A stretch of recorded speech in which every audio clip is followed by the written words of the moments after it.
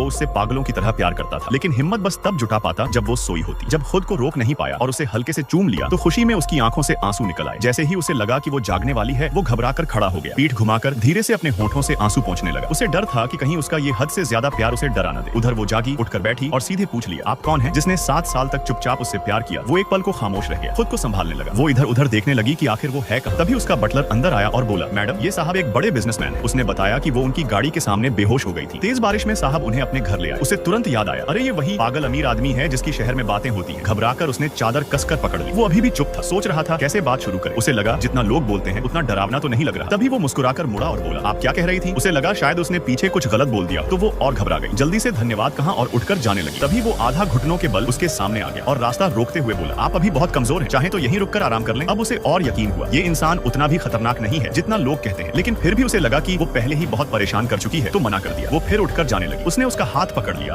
और नरमी से बोला, बाहर अभी भी तेज बारिश हो रही है और आपके पास पैसे भी नहीं है। उसने झिझकते हुए अपनी स्कर्ट की तरफ देखा और आखिरकार रुकने के लिए हाँ कर दी। असल में पिछली रात उसने अपने मंगेतर को एक चालाक औरत के साथ देखा था। दिल टूट गया था उसका। बारिश में अकेले चलते चलते वो बेहोश हो गए, लेकिन उसे क्या पता था ये सब एक प्लान था ताकि वो अपनी आंखों से उस कमीने की असलियत देख ले। और वो सही वक्त पर इसलिए पहुंच पाया क्योंकि वो पूरी रात दूर से उस पर नजर रखे हुए थे।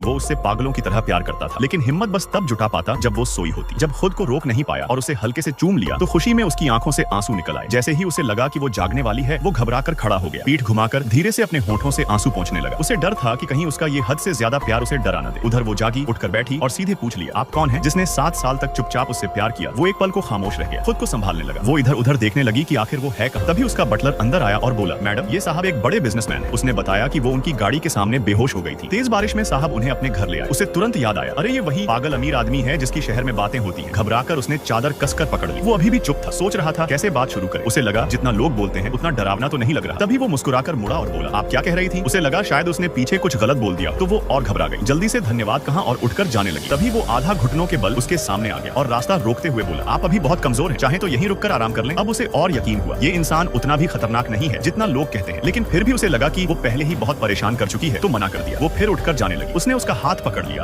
और नरमी से बोला, बाहर अभी भी तेज बारिश हो रही है और आपके पास पैसे भी नहीं है। उसने झिझकते हुए अपनी स्कर्ट की तरफ देखा और आखिरकार रुकने के लिए हाँ कर दी। असल में पिछली रात उसने अपने मंगेतर को एक चालाक औरत के साथ देखा था। दिल टूट गया था उसका। बारिश में अकेले चलते चलते वो बेहोश हो गए, लेकिन उसे क्या पता था ये सब एक प्लान था ताकि वो अपनी आंखों से उस कमीने की असलियत देख ले। और वो सही वक्त पर इसलिए पहुंच पाया क्योंकि वो पूरी रात दूर से उस पर नजर रखे हुए थे।